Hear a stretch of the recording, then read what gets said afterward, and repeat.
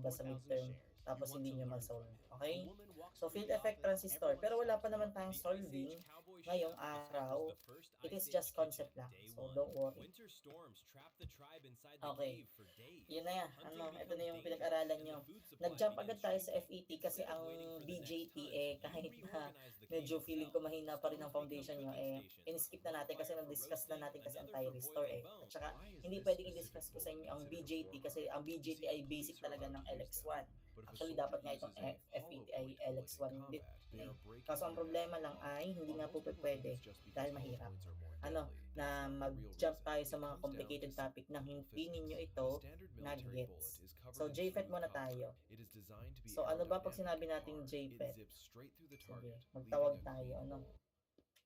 Magtawag tayo. Sa ngayon ay magtatawag muna ako. Ang tawagin natin ay ang mga nandito sa inyong classroom. Lahat naman kayo ay kompleto, maliban lang dun sa mga excuse. Okay. Ano ba pag sinabi nating JFET, Mr.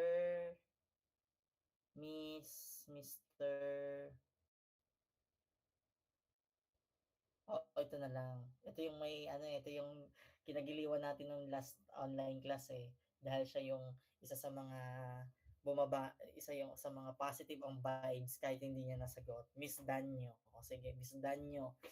Pakibasa nga kung ano ang JFET.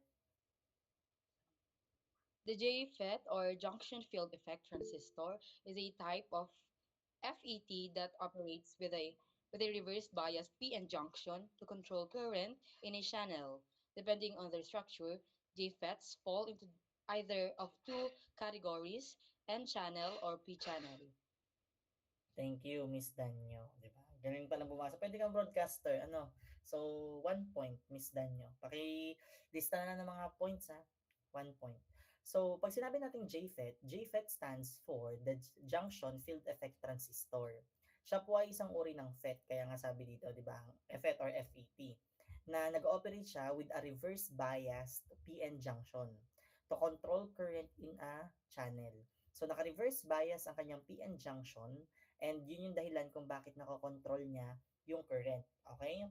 Depending on their structure, nakadepende, ang JFET po ay it's either dalawang kategory, N-channel or P-channel. Ngayon, ano po na yung pinaka main na pagkakaiba ng FET sa BJT? Ang BJT, dalawa po ang ginagamit niya para mag-produce ng current. Okay? Ang BJT, ang ginagamit niya ay hole at saka electron. Kaya siya bipolar. Kaya nga bi, di ba? Dalawahan. Pagkatapos nun po ay ang FET naman po ay unipolar. Kung ang BJT ay bipolar, ang FET naman po ay unipolar. So, kapag unipolar po, it's either ang ginagamit niya ay electrons lang o kaya ang ginagamit niya ay holes lang para siya ay magkaroon ng um, current. Okay? Ang JFET kasi isang uri lang naman, under siya ng FET. So, ang FET ang aking sinasabi in general. So, ngayon, ano ba yung basic structure ng isang FET? Yan. Ng isang JFET. So, para malaman natin kung ano yung unang JFET. Sige nga, pwede ba mo bang basahin ito, Mr. Lacheras?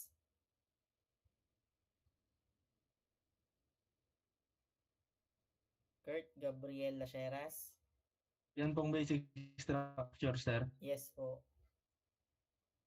The basic structure of an N-channel JFET or junction field effect transistor.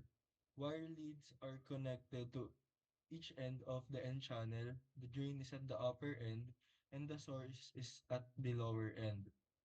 Two P-type regions are diffused in the N-type material to form a channel, and both P-type regions are connected to the gate lead. For simplicity, the gate lead is shown connected to only one of the P regions. Okay, sige. Dahil sabi naman na channel dito. Thank you very much, Mr. Lacheras, 1 point. Kilala ka ng iba kong estudyanteng second year dahil kung ikaw daw yung nagba-volleyball. Sabi ko, ewan ko, yata yun. Sports. Dahil nakita nilang may Lacheras akong Anyway, sige, basic structure. Ang basic structure po ng isang JFET, ng junction field effect transistor, ay itong nasa kikita nyo sa right side, ano. So, makikita nyo po na meron tayong tatlong, meron tayong na tatlo na terminal, ano. Meron kang source, meron ka ding gate, at meron kang drain. Di ba kagaya siya ng sa BJT. Sa halip dito na source, sa halip dito na emitter, source ang nakalagay. Sa halip na dito ay gate, base ang nakalagay. Sa halip na drain, collector ang nakalagay. Pero ganyan lang din yung terminals at yung construction ng BJT. Pero ito nga ay FET, kaya tayo ay may source, gate at drain. Ngayon ito yung pinagkaibahan niya sa BJT talaga. Kung makikita nyo guys, meron kayong dalawa dito na pinaghiwalay lang na P region. Okay? May P region tayo dito sa part na to, at itong buo na to talaga, N channel na yan, N region na yan. Okay? Yan po ay tinatawag kapag mas malaki or yung ginagamit mismo na channel, ito ay N channel. Okay? Kaya nga tingnan natin, wire leads are connected to each end of the N channel. The drain is at the upper end, okay? And the source is at the lower end, okay? Yung dalawang P-type naman po are diffused in the N-type to form a channel, okay? So ito yung channel niya, kaya siya tinawag na N-channel.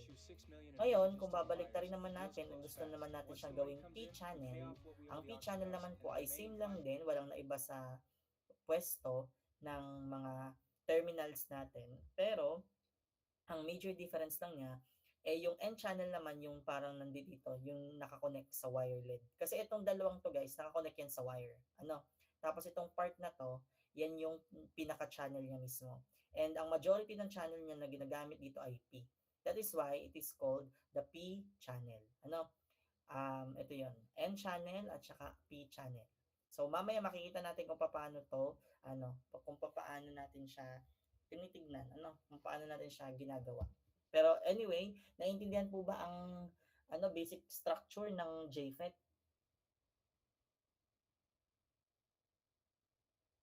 Naiintindihan naman guys? Yes po, sir. Opo, sir. Sige, thank you. Magpapasa din ng laboratory on time ha, nga pala. Baka kayo ay hindi makapagpasa. Friday pa naman. Okay, next tayo. Basic operation. Paano nga ba natin ginagawa or paano ba ang basic operation ng isang JFET? Paano kumikilos ang mga electron sa kanya? So alam na natin yung kanyang structure, kung anong bumubuo, kung anong itsura niya sa loob. Pero paano ang kanyang operation? Sige nga, pabasa nga nito, Mr. Ikaw ang highest to ngayon, Mr. Lionel Alvarez. Congrats pala, 96.35 ka pa yata. Highest ka yata sa kung O6. Mr. Alvarez, nandito ka ba? Nag-present ka kanina. Pakibasa naman po ng 3 bullets. Wala si Mr. Alvarez. Sige, switch tayo. Wala yata siya. Okay, si Mr. Berano na lang. Mr. Berano, pakibasa nga ng 3 bullet. Alright, yeah. To illustrate the operation of a JFET, DC bias voltage applied to an N-channel device. VDD provides on drain to source voltage and supplies current from drain to source. VJT sets the reverse bias voltage between the gate and the source. The JFET is always operated with the gate source PN junction reverse bias. And reverse biasing of the gate source junction with the negative gate voltage produced a depletion region along the PN junction, which extends into N channel and thus increase its resistance back. The channel width and thus the channel resistance can be controlled by varying the gate voltage, thereby controlling the amount of drain current. The white area it is lower toward the drain end of the channel because the reverse bias voltage between the gate and the drain is greater than the between than that between the gate and the source. Okay, sige. Thank you very much po. Sige. So, 1 point, Mr. Berano. Okay, so punta tayo dito sa part na to. To illustrate the operation of JFET, so yung mamayang figure 2 to 8 to 2, mamaya ipapakita natin, may DC bias voltage na na-apply to an N-channel device. So meron kang voltage na in-apply sa N-channel. So ibig sabihin, JFET siya na N-channel, so nag-apply tayo doon ng voltage. Yung VDD natin provides a drain to source voltage. Saan na bang VDD? Yan yung drain na voltage. Okay? Yan yung drain na voltage kung saan may nakakonect sa kanya na may nakakonect po sa kanya na voltage. Yung sa drain, kaya VDD ang tawag natin. And kapag nag-connect ka ng voltage doon sa may bandang drain, yun po yung yun yung nagbibigay ng drain to source voltage and nagsusupply ng current. Saan siya nagsusupply ng current? From drain to source. VGG sets the reverse bias voltage between the gate and the source as shown. Tingnan natin muna. Para mahirap eh. Okay. Yan yung N-channel JFET natin. Kung makikita nyo guys, kung makikita nyo, ito yung ating VDD. Again, yan ay yung voltage na supply na nakakonect dito sa ating drain. Okay? Nakakonect yung drain natin sa ating voltage supply. So, ang gagawin nito ay magsusupply siya ng voltage dito sa part na to. Okay? So, ano ba nangyari? Tingnan natin. Ang sabi dito ay, pag siya ay nag-connect, na pag binigyan niya ng voltage, ng VDD, magpo-provide siya ng voltage saan? Drain to source. Okay? So, ibig sabihin, magkakaroon ng voltahe from drain papuntang source. At magsusupply siya ng current from drain to source. VGG sets the reverse bias voltage between the gate and the source. So, anong ibig sabihin nun, sir? Tingnan natin ha. So, ito, magsusupply ito ng voltage. Pero ang sinusupply niya ng voltage, ito. Okay ha? Kaya siya VDD. So, supply niya ng voltage itong drain. Pag nasupply niya ng voltage, dadaloy ngayon ang current from drain, papunta ka ngayong source. Okay? Hindi from source to drain ha.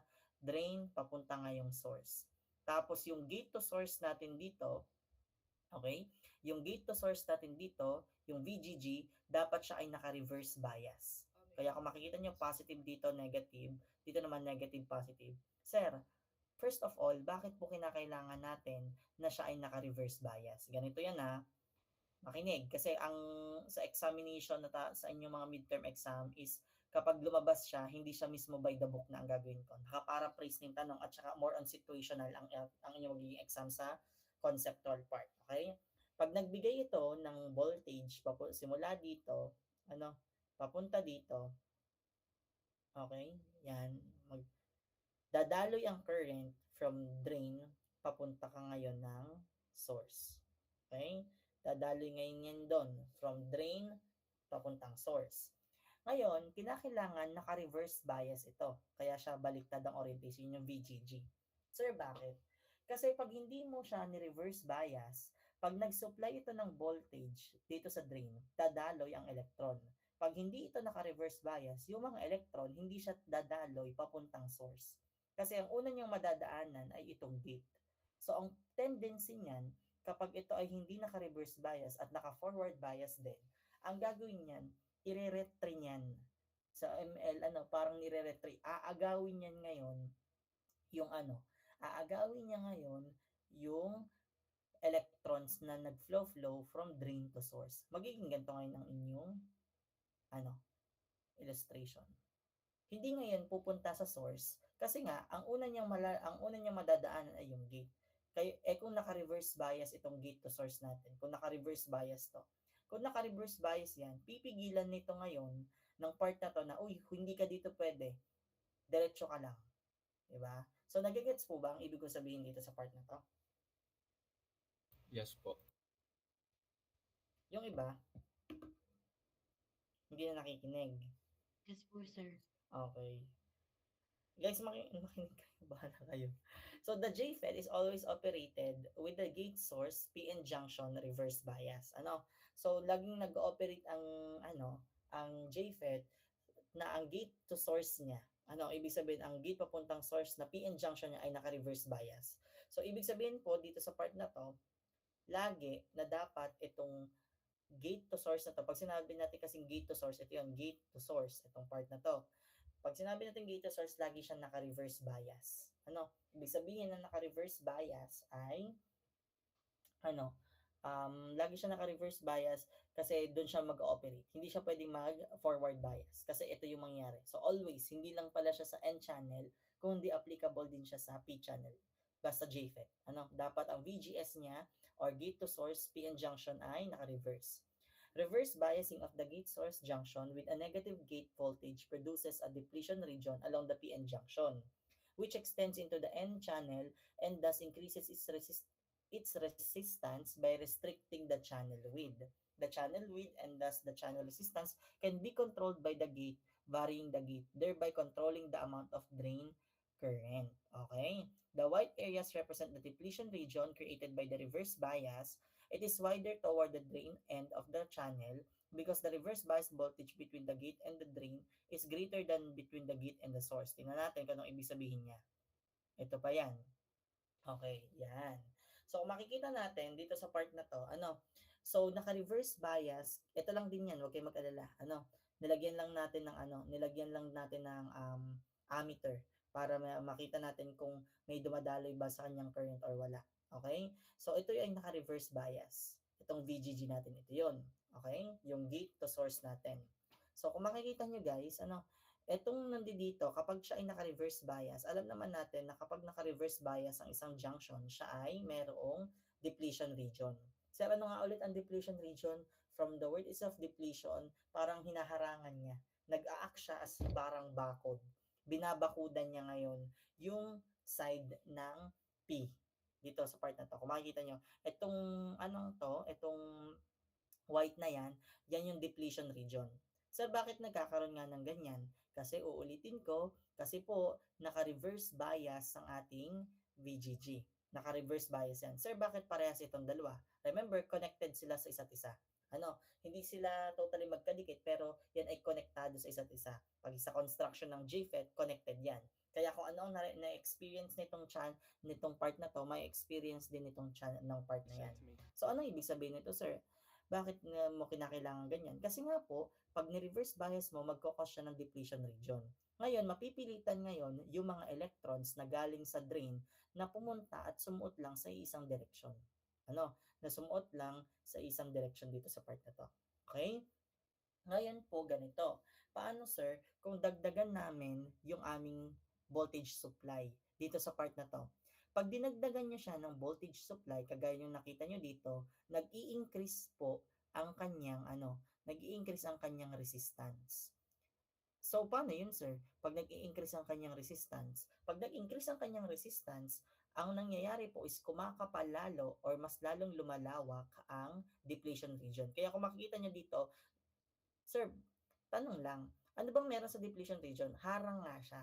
So, ibig sabihin, itong white na to sa part na to, hindi na yan pwedeng daanan ng mga electrons. Itong, itong brown part na lang ang pwede niyang daanan. Ngayon, kung mas pakakapalin nyo pa, dahil nga mas in-increase nyo, kung makikita nyo, yung ating gate to source voltage, gate to source to kaya VGS, gate to source voltage, kanina nasa kalahati, ngayon sinobrahan natin ang ating tinaasan ng value, ano nangyari? Mas lalo siyang kumapal. Pero tingnan nyo, kung ano nangyari sa ating drain current. Ano ba yung drain current, sir? From the word itself, yun yung current na dumadaloy dito sa drain. Kung makikita nyo, hindi ngayon siya masyadong makakadaan. Sir, bakit? Kasi po, halos hinaharangan nyo na yung daanan ng electrons. Kasi makapal na yung kanyang depletion region. So, ibig sabihin pala, sir, inversely proportional sila? Yes po. Sinasabi mo ba sa akin, sir, na kapag tinaasan ko yung voltage ng gate to source ko, yung voltage na nasa gate to source ko, bababa ang aking current? Bababa ang current ko sa drain? Yes po. Kasi sir, kaya siya bababa is because dahil nga po pag tinaasan ko yung value ng gate to source voltage ko, mas kumakapal itong part na to, itong nasa mga P channel ko, at kapag po mas kumapal yan, mas liliit yung dadaanan ng electrons ko, kaya wala masyadong makakadaan na current sa aking drain. Kaya mas lalong bumababa ang value. sa part na 'to, nung mas mababa ang gate to source voltage natin, siya po ay mas mataas ang drain current. Ngayon sir, last clarification, bakit nga po pag bumaba ang VGS natin or ang gate to source voltage natin, nataas ang drain current? Kasi nga po, naka-reverse bias ang ating VGS, yung voltage source. Okay? Naka-reverse bias siya. At kapag naka-reverse bias yan, parang maiisip niyo siya kampon niya ng kasamaan. For example, di ba? Para mas lalo yung kampo niya ng kasamaan. Kaya kapag mas lalo mo siyang pinaniwalaan, kapag mas lalo mo siyang sinuportahan, lalo siyang magiging masama. Parang ganoon ang nangyayari, 'di ba? So pero kung maipapakita mo sa kanya or ipapakita mo doon sa kasamaan na 'yon na gumagawa ka ng kabutihan, lalo siyang bababa. Ganun lang 'yon. So parang ganun lang din ang nangyayari dito. Parang kapag itinaasan mo kasi yung voltage niya, mas binibigyan mo ng kapangyarihan yung reverse bias na kumapal lalo. Mas lalong kakapal yan. Pero pag siya ay iyong binabaan ng voltage, binabaan ng kapangyarihan, o binigyan mo siya ng konting power, mas lalo wala siyang makukuha sa'yo masyado, bababa yung kanyang capability. Naintindihan po ako sa basic structure at basic operation ng JFET. Yes po, sir. Yung iba, Yes po, sir. Po. makikinig kayo guys ng ayos sa gawa ng nagpapaliwanag ako ng maayos sa. So, pag may kinakailangan naman akong participation, sana naman po ay kayo ay magpa-participate. Ganito kalinaw ang aking explanation, so I am expecting na talagang hindi kayo mahihirapan pag ako ay nagpapa-exam. Okay po, ito ang JFET symbol natin. The schematic symbol for both N channel and P channel JFETs are shown. Notice that the arrow on the gate points in for N channel and out for P channel. Ito 'yon. Okay? So, ito yung schematic symbol na makikita natin kapag tayo ay nagdi-deal sa mga JFET. Specifically kung N channel siya at P channel. So, ito yung drain, ito rin yung source, at saka ito yung gate. So, itong drain, gate, at source. Tapos, kung makikita nyo, ang pinaka-main na pinagkaiba ng N channel sa P channel ay yung direction ng arrow. Sa N channel ay papasok yung arrow, samantalang yung P channel ay palabas. Okay? So sa computation at sa mga computations na ibibigay ko sa inyo sa midterm, mga nakaganyan ang symbol. Okay? N channel, P channel. So ano ba yung drain characteristic curve? Ano ba yung characteristic curve ng ating drain? Yan, okay. Sige. So, sige nga, ibigay mo nga ang drain characteristic curve. Ano ba yung drain characteristic curve na yan, Mr.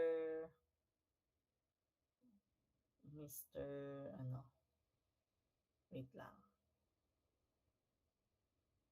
O, sige. Miss Umali. O, sige, Miss Umali. Pakibigay nga ng mo. Um, Audible po. Yes po. Drain characteristic curve. Consider the case when the gate to source voltage is 0 or VGS equals 0 voltage.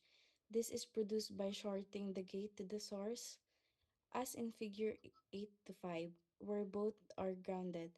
As VDD and thus VDS is increased from 0 voltage, ID will increase proportionally as shown in the graph. Between points A and B in this area, the channel resistance is essentially constant because the depletion region is not large enough to have significant effect. This is called the ohmic region because VDS and ID are related by Ohm's law, or ohmic region is discussed further in section 8 to 4. At point B in figure 8 to 5, the curve levels off and enters the active region where ID becomes essentially constant.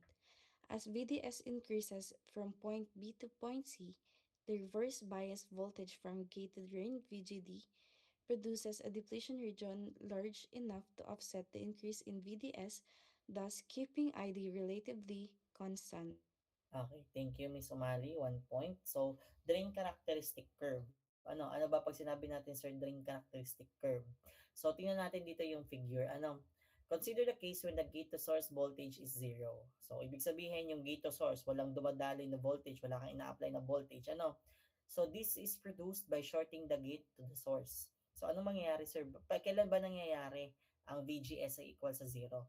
Nangyayari po na ang gate to source voltage mo ay zero kapag isinort mo yung gate. Kung makikita nyo guys, yung gate nyo ay connected sa ground, direkta. Naka-ground siya. That is why wala talaga dadaloy dyan kasi wala naman kayo na um, voltage source dito sa ating gate. Tandaan nyo, ito yung gate, di ba? Sabi din dito, as VDD, ano, yung voltage supply natin na nakakonect sa ating drain is increased from 0 volts. So, nag-increase siya. No, your ID or your drain current will increase proportionally. Kagaya ng sinasabi ko dito sa part na to. Diba? So, pag tinaasan nyo yung voltage dito, tataas din yung current na inyong ma-experience or na mapoproduce ng inyong drain. Nasabi ko na yun kanina, di ba? Yung VDD. Kanina sa last slide. Okay? So, kung makikita nyo dito, ang sabi dito, it is shown in figure 8 to 5b between points A and B. So, tingnan natin, ito yung A at ito yung B. So, from dito, wala ka pang ina-apply na voltage, tapos nagkaroon ka ngayon ng ina-apply na voltage. Okay? So, from 0 volts, nag-increase siya. So, ibig sabihin, sir, at this point, kapag po akin siya na nilagyan ng voltage, ibig sabihin po ba nito ay lalagyan siya ng ano mangyari sa kanyang current, lalo po siyang lumalaki. Kaya kung makikita niyo yung graph from A to B, tumaas. Habang tumataas yung binibigay mo na voltage, tumataas din po yung nagiging current. Okay? In this area, the channel resistance is essentially constant because the depletion region is not large enough.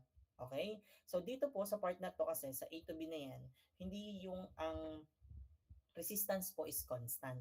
Pag sinabi natin constant, halos walang epekto. Okay? Hindi sila nakaka-effect, hindi sila nakaka-affect sa ating operation. Ang tawag natin sa lugar na yon or sa area na yon or region is what we call the ohmic region. I-discuss pa natin ang ohmic region later on. Okay? So ngayon po, pansinin naman natin yung point B. Okay? From point B, the curve levels off and enters the active region where yung drain current natin becomes essentially constant. Kung mapapansin nyo, halos siya ay hindi na gumalaw dito sa part na to. Diba? Halos hindi na siya gumalaw sa part na to from B to C. Halos constant ang nangyari po sa ating drain current. So, after niya ma-reach yung isang specific point, hindi na siya gumalaw at a certain point. Diba? Sabi dito, as VDS increases from point B to point C, the reverse bias from gate to drain or yung ating VGD produces a depletion region large enough to offset the increase in VDS, thus keeping ID relatively constant. Ang bakit sabi? It produces a depletion region large enough to offset the increase in VDS. So, ibig sabihin, sir, may tanong lang ako. Bakit, sir, itong part na to, kahit na i-increase ko yung kanyang voltage na ina-apply ko, bakit halos nung dumating siya sa point na to, hindi na siya nagbago? Kasi po, kahit na kapag dumating siya na siya sa mismong saturation point niya o yung sa pinakamataas na pwede niyang gawin, or ang pwede niyang marating, hindi na po ma-increase kasi nga meron na siyang depletion region pa.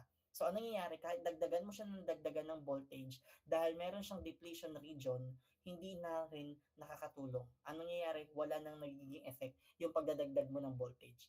Kaya kung mapapansin nyo dito sa graph ng x-axis natin, halos yung kanyang voltage halos tinataasan ko ng tinataasan. Pero kung ano nangyayari sa y-axis, nanatili lang siya, hindi din siya tumataas ng tumataas.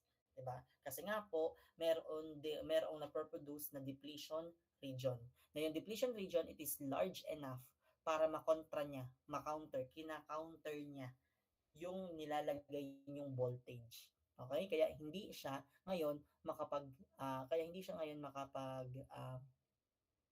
makaalis or kaya nagmumukhang constant yung ating drain current.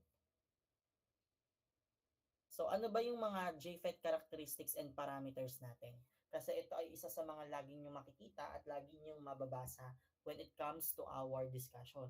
So ano ba pag sinabi nating Ano ba 'pag sinabi nating JFET characteristics and parameters? Sige nga, ibigay mo nga ito, Miss Salva. Makikibasa ako kung ano 'pag sinabi nating pinch off at saka breakdown.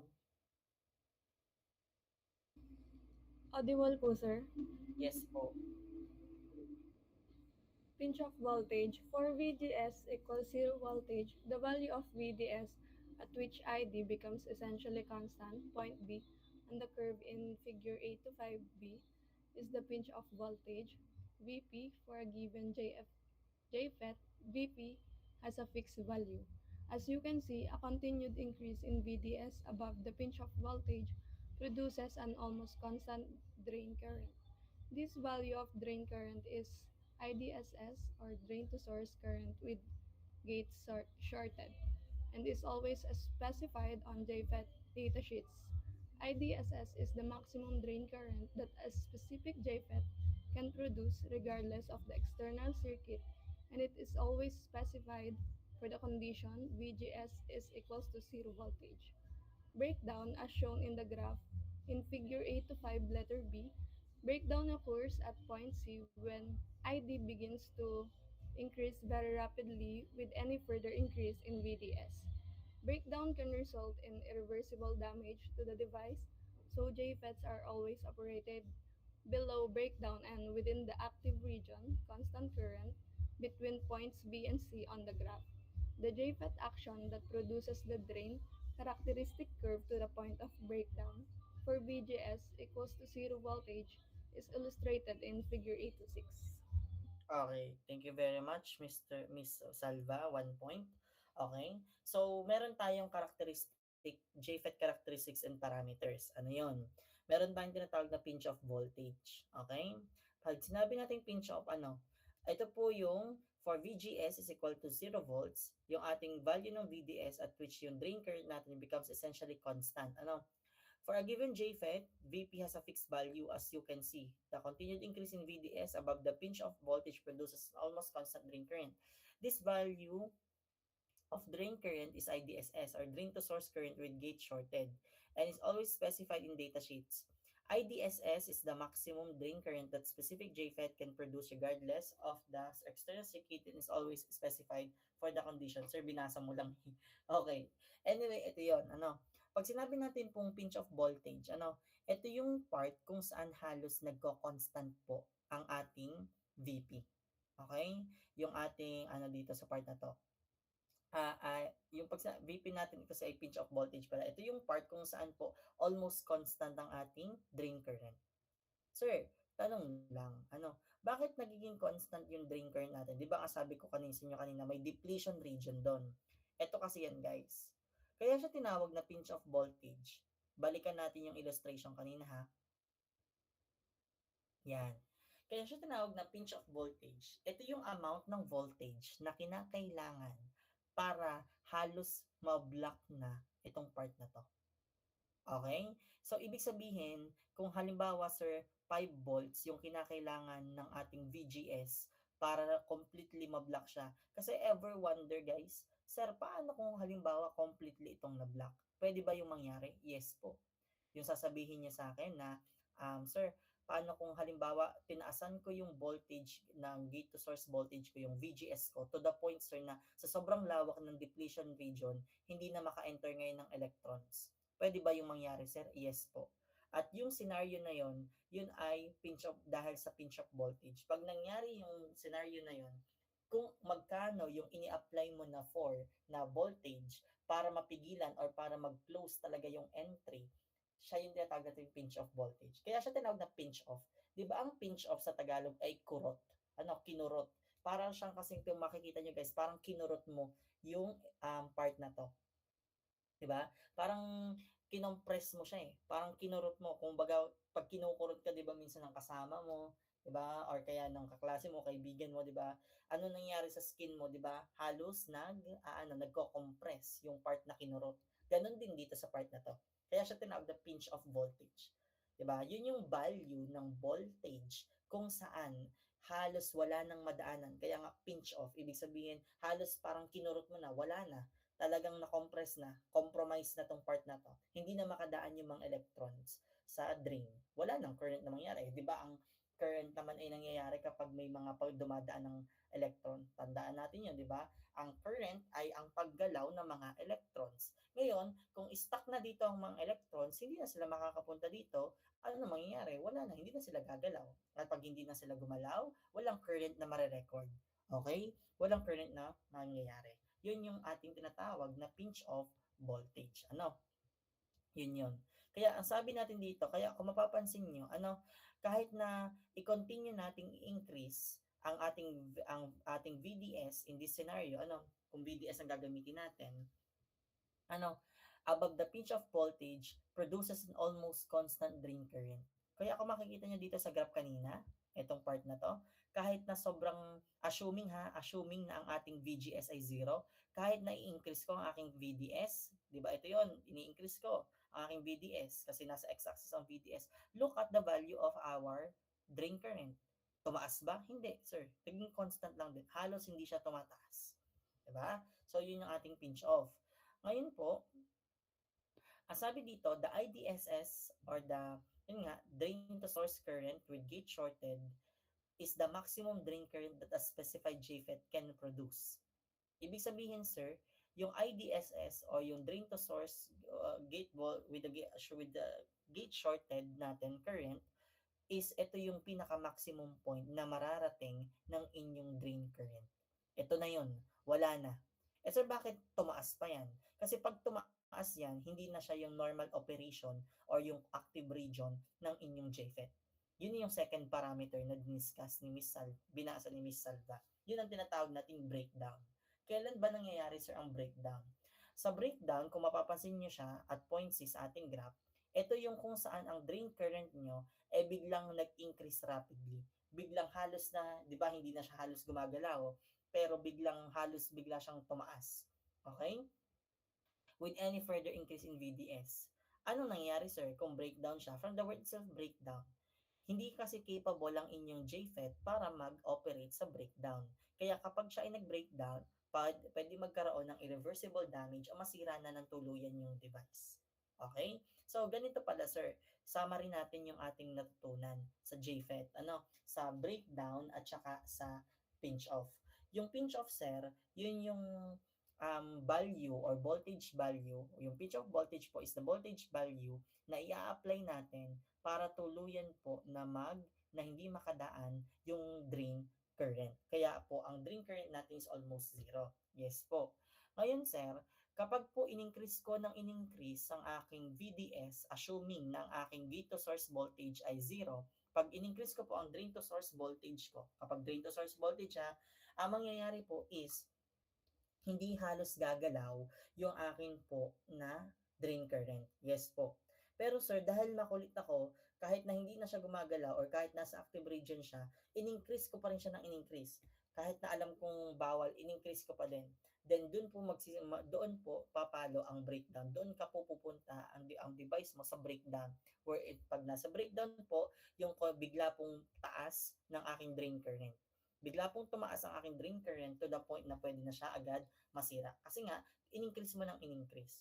So, ngayon, sir, clarification lang din po, yung IDSS po, yan yung pinaka-value na kung saan yan po yung pinaka-mataas na makukuha ng ating drain current. The answer is yes. Okay po? Nagkakaintindihan po tayo sa JFET parameters and tsaka characteristics. Naintindihan yan? Yes po, sir. Yes po. So, yes po. So, ito yan. Ito lang naman yan, guys. So, you can study naman the graph. Yan natin lalagay yan. Okay. VGS controls ID or the drain current. Yan natin, Ay, wait. Feeling ko meron nga pala dyang mga computation. Okay. Sige, let us begin. Another one. So, sabi dito, paano nga ba kino-connect natin ang gate to source voltage? Paano nako-control? Yun yung isa sa mga questions natin. Paano po, sir, nako-control ng ating gate to source voltage ang ating drain current? Paano niya kino-control yun? Okay? So, makikibasa naman muna ako nito. Wait lang. Habang hinahanap ko ang PDF. Pakikibasa ako nito, lalaki naman tayo tumawag. Makibasa naman nito, Mr.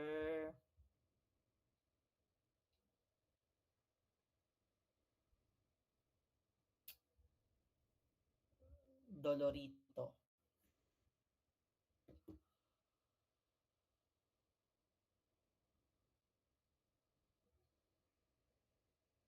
Hindi dito ba si Mr. Dolorito? Wala.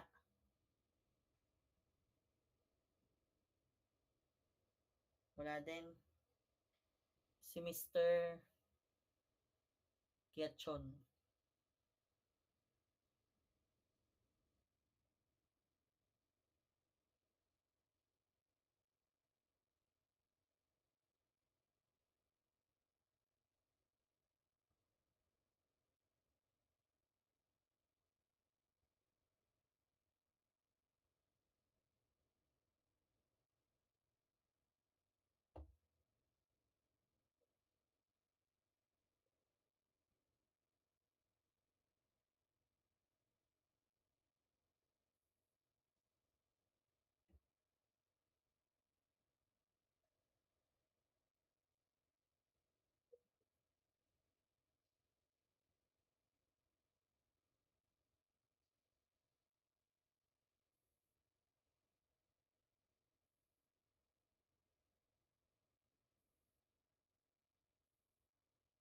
Okay, thank you very much. Ito yung figure 88 na yan. Okay?